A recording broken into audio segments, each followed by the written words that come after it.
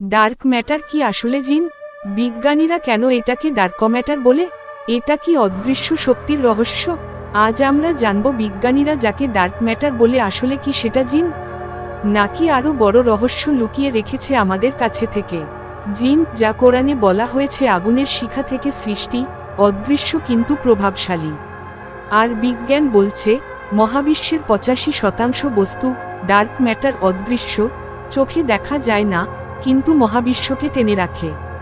কিন্তু ভাবুন তো, জিন আর ডার্ক ম্যাটার কি এক? দুটোই অদৃশ্য, দুটোই শক্তিশালী, দুটোই আমাদের বুঝার বাইরে। হয়তো ধর্ম আর বিজ্ঞান একদিন এই রহস্য উন্মোচন করবে।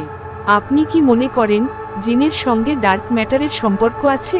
এর পরের অংশে আমরা এটার বিস্তারিত ভিডিও আপলোড করব, তাই লাইক ও সাবস্ক্রাইব করতে ভুলবেন না পরবর্তী ভিডিও পেতে। ধন্যবাদ।